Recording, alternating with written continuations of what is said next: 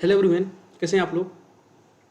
आज की टॉपिक में डिस्कस करेंगे section 40A subsection 3। Section 40A subsection 3 जैसा कि मैंने पिछले क्लास में डिस्कस करा था। Section 40 means income tax act में सेक्शन 40 मीन्स डिसअलाउंस। जहाँ 40 की बात आएगी सेक्शन 40 किसके बारे में बताता है, हमेशा ये डिसअलाउंसेस की बात बताता है। तो आज हम बात करेंगे क्या सेक्शन 40A सबसेक्शन 3 में, जहाँ भी हम पेमेंट क्या करेंगे, कैश पेमेंट करते हैं किसी एक आदमी को, किसी वन पर्सन को इन अ डे 10,000 से अधिक एग्रीगेट पेमेंट, अगर 10,000 से अधिक पेमेंट कर रहे हैं किसी भी व्यक्ति को, तो क्या होगा, वो डिसअलाउ होगा। अगर एग्रीगेट पेमेंट एक दिन में किसी आदमी को 10,000 से अधिक पेमेंट कर रहे हैं तो वो डिसअलाउ होगा अंडर सेक्शन 40A सबसेक्शन 3 में। पहले लिमिट ये 20,000 हुआ करती थी, उसके बाद इन्होंने कुछ अमेंडमेंट आए, उन्होंने अमेंडमेंट आने के बाद इसमें क्या करा, इसकी लिमिट को 10,000 कर दिया है कि अगर 10,000 से अधिक का पेमेंट करेंगे तो डिसअलाउ होगा cash payment, aggregate payment in a day to a person.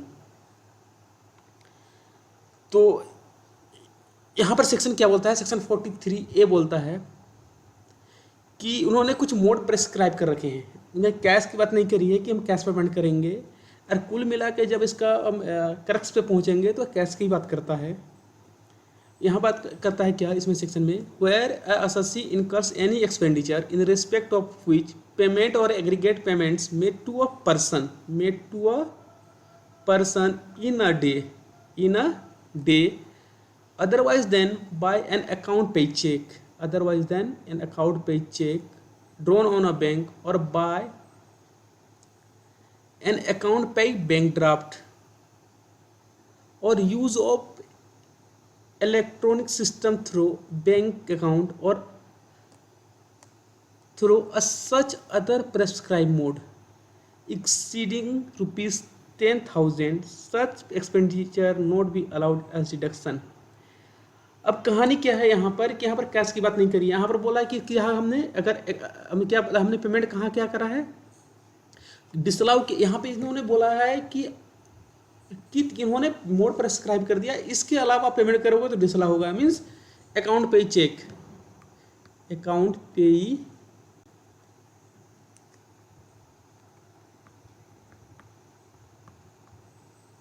पे चेक हो गया। दूसरा क्या हो गया, account payee bank draft.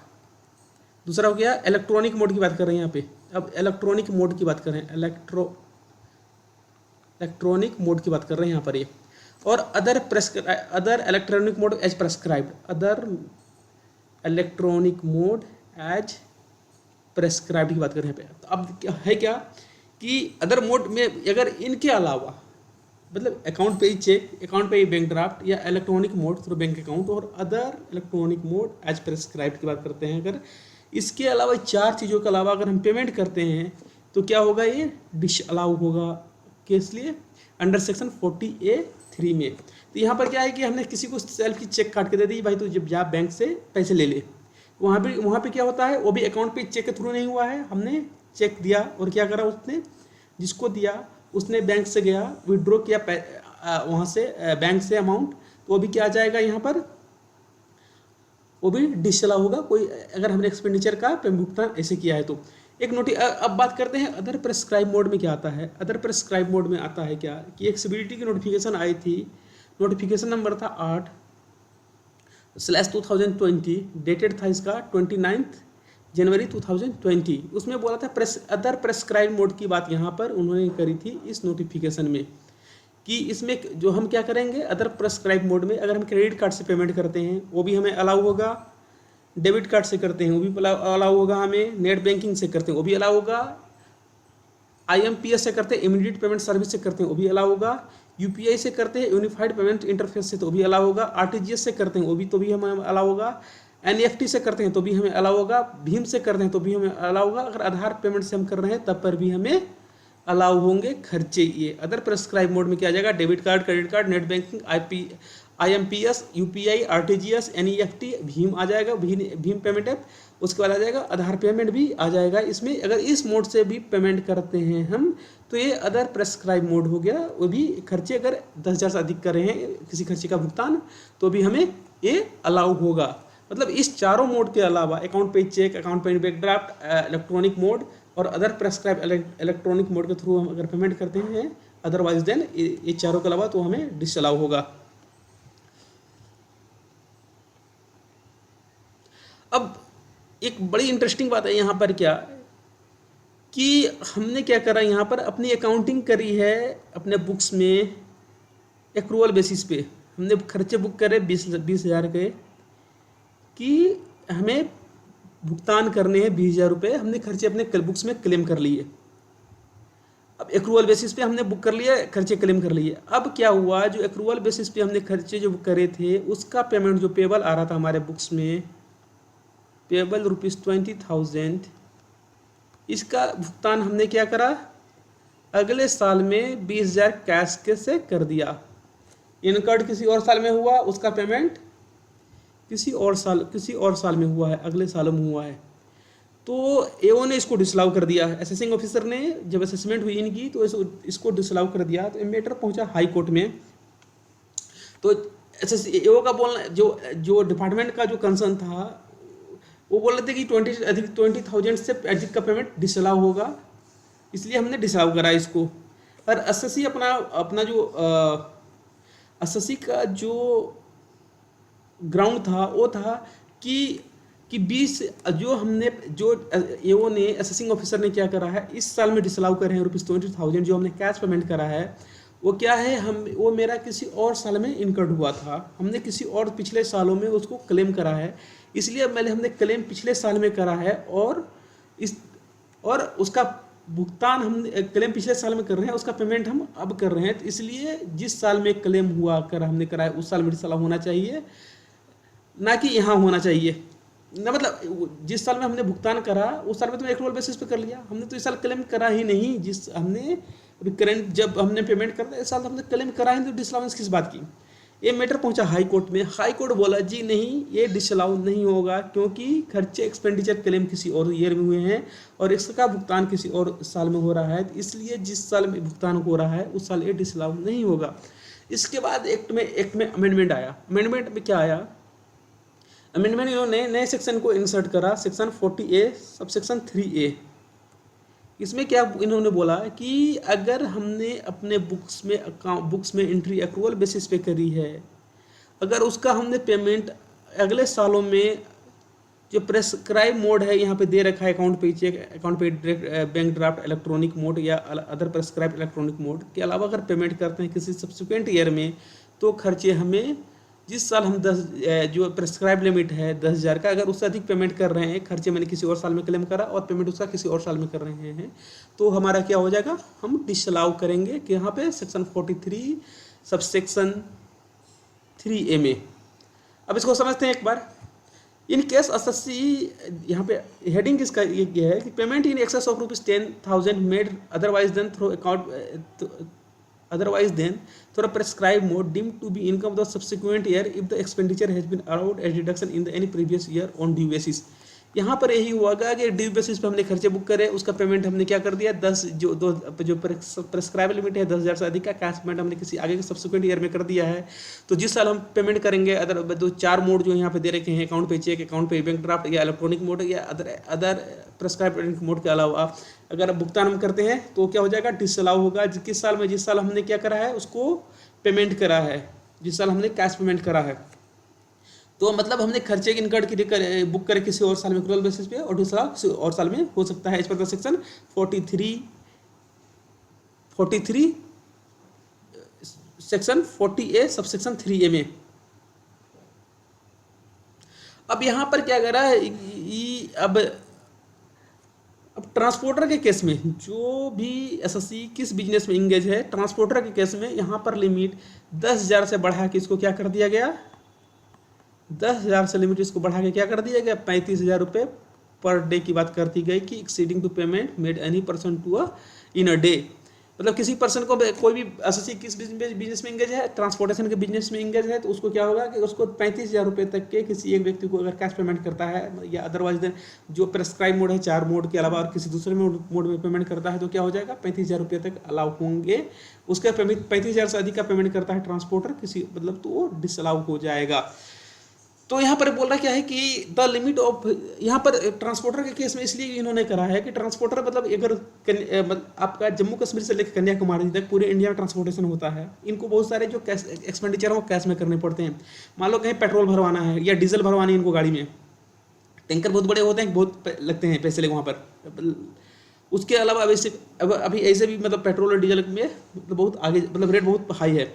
दूसरा अगर इनको अपनी गाड़ी को अचानक चलते चलते ख़राब हो गया, सर्विस करवानी है या पार्ट्स चेंज करवाने हैं, तो इस टाइप के जो खर्चे हैं तो यहाँ पर डिपार्टमेंट ने क्या करा है, फाइनेंस मिनिस्ट्री ने इस बात को ध्यान में रखते हुए कि मतलब जो नेचर ऑफ बिजनेस है ट्रांसपोर्टर का, वहाँ पर 35,000 रुपये तक खर्च हो सकते हैं कैश में। तो इसलिए ने क्या लिमिट कर दी यहाँ पर 35,000 रुपये तक अगर हमने खर्च करा है cash payment in a day to a person तो क्या होगा, वो अलाउ होगा। अगर 35,000 से अधिक का पेमेंट करा है तो अलाउ नहीं होगा। अब बात आती है क्या, अब कहानी आ गई यहाँ पर रूल 6DD की। इंपॉर्टेंट रूल है ये, किस लिए कि सेक्शन 40A सबसेक्शन 3 के लिए इम्पोर्टेंट रूल है। इसलिए है कि यहाँ पर उन्होंने एग्जम्पशन दी हुई है कि अगर हमने कैश पेमेंट कुछ पार्टीज को कुछ इंस्टीट्यूशन को कुछ कंडीशन में उन्होंने प्रेस्क्राइब कर रखा, अगर हमने पेमेंट करा है जो प्रेस्क्राइब लिमिट है 10,000 का, वो हमें अलाउ हो जाएगा। यहाँ पर क्या बात बोलता है rule 6, as per this rule no disallowance under section 40A subsection 3 shall be made and no payment shall be deemed to be the profit and gains of the business or profession under section 40A subsection 3A where the payment or aggregate payments made to a person in a day otherwise than an account pay check drawn on a bank or account pay bank draft use of electronic clearing system through a bank account or through such other prescribed electronic modes as specified above rupees 10,000 in the case of the circumstances specified hereunder। मतलब उन्हें 10,000 से अधिक का payment अगर हमने करा है तो यहाँ पे छूट की बात करते हैं सेक्शन, ये एग्जाम्पशन देते हैं हमें कि हमने एग्जाम्पशन क्या देते हैं कि हमने अगर पेमेंट के साल अगर हमने पेमेंट 10,000 से कैश पेमेंट किसी पर्सन को या एग्रीगेट पेमेंट किसी पर्सन को या इंस्टीट्यूशन को करा है एक दिन में तो हमें वो अलाउ हो जाएगा। अब क्या बोला है, हमने पेमेंट अगर किसको करा है 10,000 से अधिक का कैश हमने किसको पेमेंट करा है, या तो रिजर्व बैंक ऑफ इंडिया को करा है या तो कोई बैंकिंग कंपनी को करा है। स्टेट बैंक को अभी तो आगे बात आता है, स्टेट बैंक ऑफ इंडिया में करा है या यानी सब्सिडरी बैंक। अब तो सब्सिडरी नहीं सारा मर्ज करके अब स्टेट बैंक ऑफ इंडिया ही है। अगर हमने cash payment state bank of India को 10,000 करा है, हमें 10,000 से अधिक करा है तो अलाउ होगा। अगर हमने क्या करा है कोऑपरेटिव बैंक या लैंड मॉर्गेज बैंक को करा है तो भी अलाउ होगा। प्राइमरी एग्रीकल्चर सोसाइटी को करा है तो भी अलाउ होगा। लाइफ इंश्योरेंस LIC को हमने पेमेंट करा है 10,000 से अधिक का तो भी हमें अलाउ होगा। अब बात करते हैं कि अगर हमने गवर्नमेंट को पेमेंट करा है या किसी गवर्नमेंट डिपार्टमेंट को हमने पेमेंट करा है, किसी लीगल टेंडर के लिए पेमेंट करा है गवर्नमेंट डिपार्टमेंट को, वो भी हमें अलाउ होगा। 10,000 से अधिक का अगर हमें गवर्नमेंट डिपार्टमेंट को लीगल टेंडर के लिए पेमेंट करा है वो भी अलाउ होगा। अगर हमने पेमेंट किसको करा है letter of credit arrangement through bank, हमने लेटर ऑफ क्रेडिट के लिए पेमेंट बैंक को करा है कैश पेमेंट 10,000 से अधिक का अलाउ होगा। अब मेल और टेलीग्राफिक ट्रांसफर थ्रू बैंक वो भी अलाउ होगा। बुक अब देखो अब यहाँ पर ये बात समझने वाली क्या है कि हमें मिस्टर ए से 10,000 रुपये लेने हैं, 20,000 लेने हैं, अरे हमें लेने हैं, अरे हमें उसको देने कितने हैं, अगर हमें उसको देने कितने हैं मिस्टर ए को देने कितने हैं हमें 15,000 रुपये। अगर मैं इसको नेट करूँगा कितना हो जाएगा 5,000 रुपये ये हमें नेट करके। हमने ये 4 मोड वहाँ पर बताया ना, 4 मोड की बात करिए वहाँ पर किस मोड के अलावा बैंक आपका अकाउंट पे चेक, अकाउंट पे bank draft, electronic mode, payment made through account bank account, और क्या बात करा है हमने अदर प्रेस्क्राइब मोड की बात करिए, इलेक्ट्रॉनिक मोड की बात करिए, any account in a bank to the any other account in that और एनी अदर बैंक, ये भी हमें अलाउ होगा। बैंक में अगर इस टाइप की बुक की एडजस्टमेंट होती है तो हमें क्या होता है, अलाउ हो जाता है। अगर अदरवाइज हमें नॉर्मल कोर्स में किसको पेमेंट कर रहा है, बिल ऑफ एक्सचेंज के लिए अगर बैंक को पेमेंट कर रहा है कैश पेमेंट 10,000 से अधिक का, तो वो हमें अलाउ हो जाएगा। आगे बोल रहा है कि where any payment is made by way of adjustment of against the amount of the any liability incurred by the payee or for any goods supplied or services rendered by SSC to the payee by way of adjustment against the amount of liability incurred by the payee for any goods or service, यहाँ पर ये allow हो जाएगा। यहाँ पर अगर मैं example लूँ, यहाँ पर मिस्टर ए से हम 20,000 रुपये लेने थे मिस्टर ए, और मिस्टर ए को हमें 15,000 रुपये देने थे, तो यहाँ पर क्या हो जाएगा, ये 15,000 रुपये हमें अलाउ हो जाएगा। जो रूल डी की बात करते हैं हम, रूल डी में ये हमें अलाउ हो जाएगा। ये 15,000 रुपये हमें अगर इन बुक्स के थ्रू अगर हमने एडजस्टमेंट करी है तो हमें अलाउ हो जाएगा। अगर हमने क्या करा है, हमने पेमेंट किसको करा है, हमने एग्रीकल्चर प्रोडक्ट फॉरेस्ट प्रोडक्ट को परचेज करने के लिए हमें कैश पेमेंट करा 10,000 से, हमें अलाउ होगा। हमने हर एनिमल प्रोडक्ट जैसे मिल्क हो गया, मीट हो गया, अदर डेयरी प्रोडक्ट हो गया, उसके लिए हमने पेमेंट करा है किसको 10,000 से अधिक का, कैश पेमेंट तो अलाउ हो जाएगा। फिश प्रोडक्ट के लिए हमें अलाउ हो जाएगा।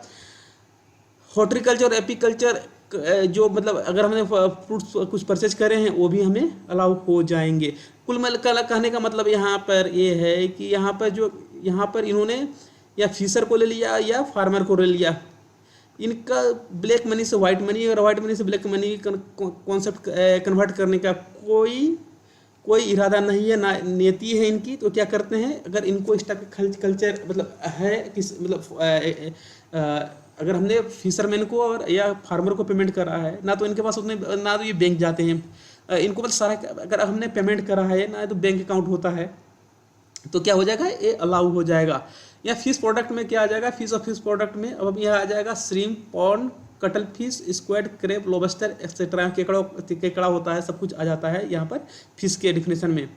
प्रोड्यूसर ऑफ फिश में आ जाएगा the producer of the fish or fish product for the purpose of rule 6DDE would include beside the fisherman any headman or fisherman who sought the catch of the fish bought by the fisherman from the sea at the seashore itself and then sell the fish or fish product to the trader और exporter etcetera. वो क्या करता है, समुद्र में या नदी में जाकर मछली मारता है और उसको लाकर ट्रेडर को बेच देता है, वो क्या हो जाएगा, fisherman, producer of the fish को कहलाएगा। इसकी बात कहा गया है कि the above exception will not be available to the payment for the purchase of the fish or fish product from a person who is not proved to be producer of the goods, only the trader, broker, अब middleman by whatever is called. अगर हमने क्या करा है, यह trader, अगर Fisher man नहीं है, ट्रेडर अब फिशर नहीं है ये, तो क्या है ये, फिशरमैन नहीं है या फिश का प्रोड्यूसर नहीं है, तो क्या है ये, बीच का मिडल मैन है या ट्रेडर है या ब्रोकर है, तो ये खर्चे अलाउ नहीं होंगे ब्रोकर को, ट्रेडर को और मिडिल मैन को। अब रूल 660 में आगे बात करता है payment is made for the purpose of the product manufacture process without. अब यहाँ बात करें कि हैंडलूम की बात करें, यहाँ पर जो भी प्रोडक्ट हैं जो विदाउट पावर के चलते हैं, जो प्रोडक्ट हैं विदाउट पावर के, उसका क्या होता है, बनता है। अगर उसके लिए हमने अगर कैश पेमेंट करा है 10,000 से अधिक का, तो हमें अलाउ हो जाएंगे। अगर प्रोडक्ट हो गया, मेनली यहाँ पर हैंडलूम प्रोडक्ट आते हैं जो हाथ से बनते हैं और क्या होता है, इनमें पावर का यूज़ नहीं होता। तो अगर इसके लिए हमने कुछ हैंडलूम प्रोडक्ट परचेज करा है, तो उसमें क्या हो जाएगा, वो हमें खर्चे अलाउ होंगे अगर 10,000 से अधिक का हमने पेमेंट करा है। अगर आगे बात करता है, अगर हमने गांव में या शहर में पेमेंट करा है, जिस दिन बैंक बंद थी या बैंक काम नहीं कर रहा था,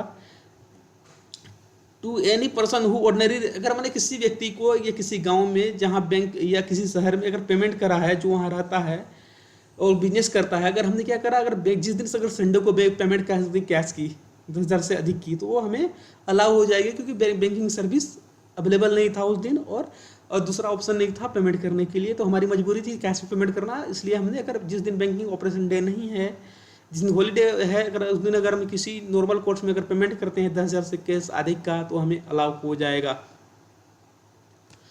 अगर अब बात करता है यहाँ पर कि हमने किसी अगर पेमेंट करा है किसी एम्प्लॉय को या उसके लीगल हायर को, कब?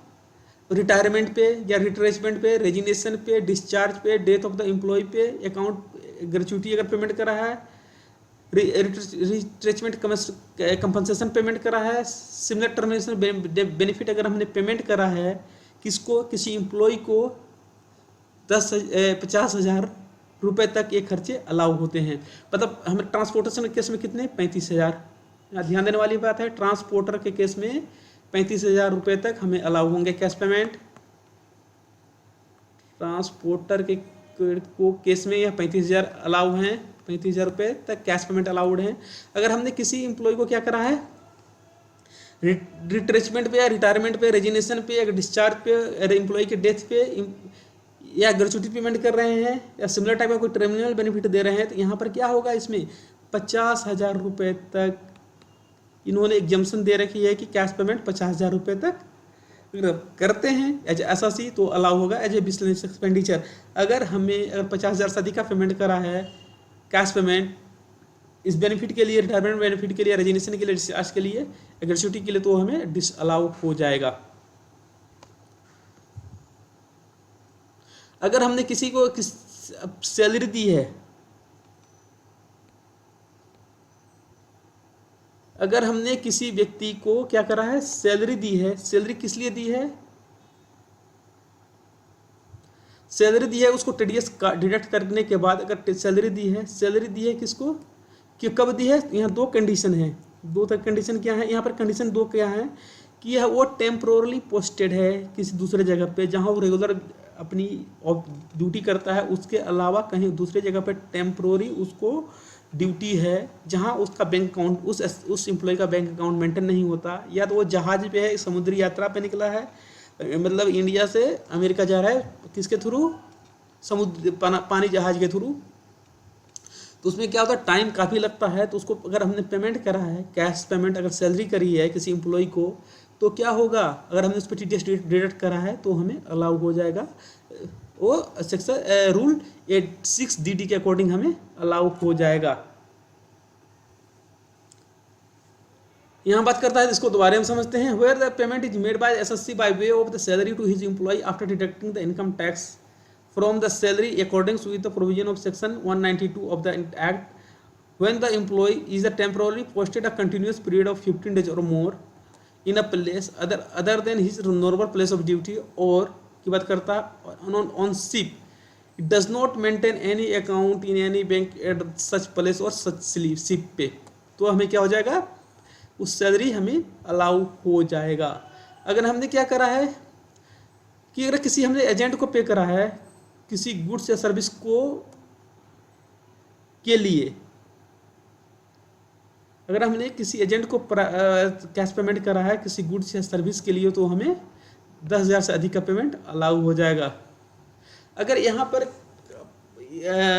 जो मनी एक्सचेंजर होते हैं, जो ऑथराइज डीलर होते हैं, जो मनी चेंजर होते हैं, डॉलर लेके कैश देते हैं या कैश लेके डॉलर देते हैं, उनको यहाँ पर विदाउट एनी लिमिट वो अगर इस टाइप के बिजनेस में है तो वो अलाउ होगा उनको। अगर ट्रेवलर चेक देते हैं और कैश ट्रेवलर चेक लेते हैं, उसके बदले क्या देते हैं, कैश देते हैं, तो उनको क्या हो जाएगा, अगर ऑर्डिनरी कोर्स ऑफ बिजनेस है उनका, तो क्या हो जाएगा, यहाँ पर कोई लिमिटेशन नहीं लगा रखी है और कोई कैपिंग नहीं यहाँ पर 10,000 या 10,000 से अधिक का, ये सारे खर्चे अलाउ हो जाएंगे। इसको दोबारा समझते हैं इसको। Where the payment is made by an authorise dealer or money changer against the purchase of the foreign currency or traveller cheques in the normal course of his business, ये हमें अलाउ होगा अंडर रूल 6DD में।